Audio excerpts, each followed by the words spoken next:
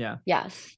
I want to spend a minute on the paradox of change a bit, which is, you know, I think your partner, from the story you were saying, was really shocked when he said, like, I'm not gonna come back. I have no plans on coming back, but then you're still kind of in the program. And we talk about a lot about this in the program and in our videos too, of like, imagine you are a scientist and you're trying to figure out, like, who is this person really? How can I trust the data points I'm getting? Right? You, as a scientist, you don't go, oh, hey, participants, you're being studied on this thing. Because if you tell them that, then you know that whatever they do is just to do well on the test. They're Right. faking it. So what do you They're do? gaming it. Yeah. Right. So you tell them, like, hey, the test is kind of over right now. Please go to the other room and mingle with the participants. And then when they're mingling, when they think no one's watching them, then that's when you watch them, right? It's like, oh, Right. that's them. Right. And it's kind of, your Right. partner's kind of doing the same thing, right? If your partner tells you, if you do A, B, C, D, I will come back to you, there is hope, then your partner can no longer trust the data points, because now it's like, I don't know if you're doing this because I told you so, you're just trying to rig the system here, or you're doing this because that's who you are. But if your partner tells you it's over and you still keep doing the great things you've been doing, then you go, well, there's no ulterior motive here. I don't understand. Like, that's who they are. Right. And that's where Right. so when people give up at the wrong time, which is when people tell them, like, oh, it's hopeless, they're like, dude, you're missing the whole point. It's a shame. Right.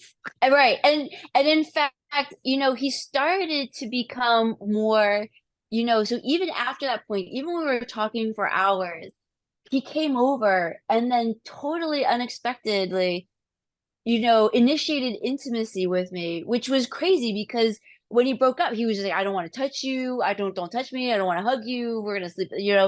And then we're like laying there and we're talking, and even still, it was like admitting that he sees the changes.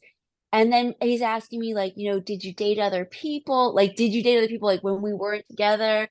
And I'm like, no, I'm just really just working on this program, like, I really feel like I need to make all of these changes before I could even date anybody else, because otherwise all the same problems in this relationship will be in the other relationship.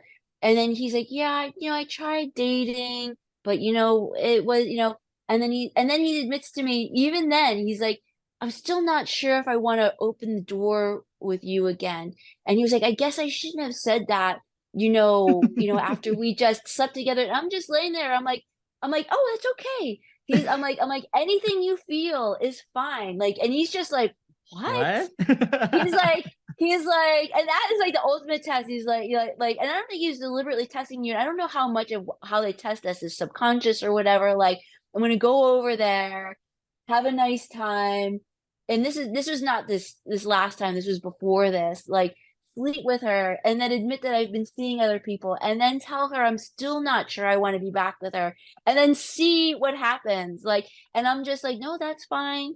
It's fine. You should be seeing other people. Like, that's great. You should be exploring other things. Like, it's totally okay if you're not sure, and anything you feel is okay. And he was just like, he was like, anything. He said out to me, he's like, anything I feel is okay.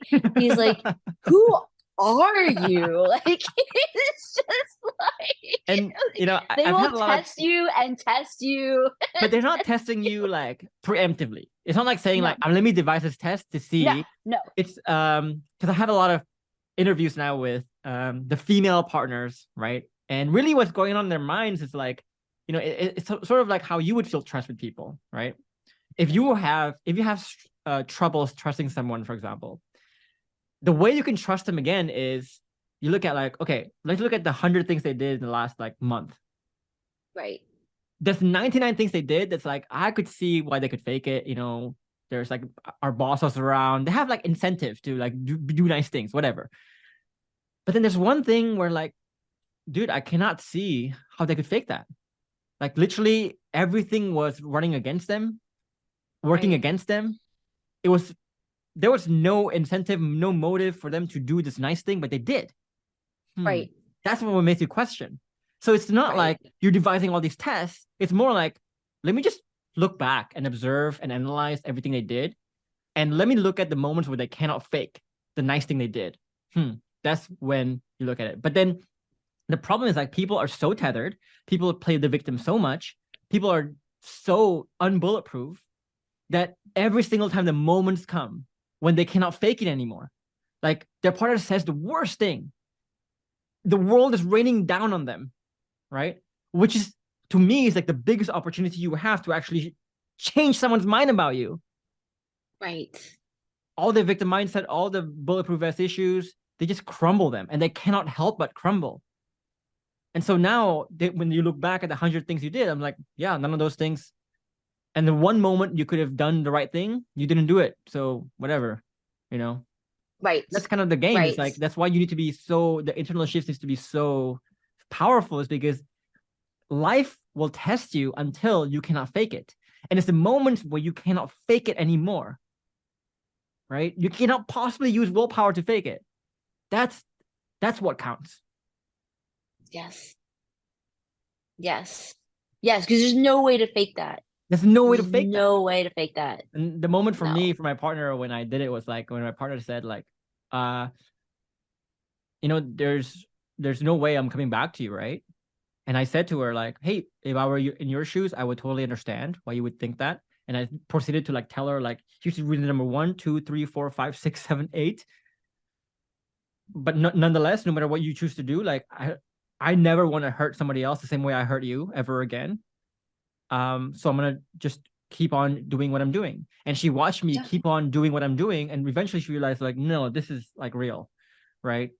And it has to be like that. So if you're listening to this and you're still asking the question, but what if my partner told me that's your time? That's your time to shine. That's your time to shine. And you are not shining because you're too busy asking stupid questions and not shining.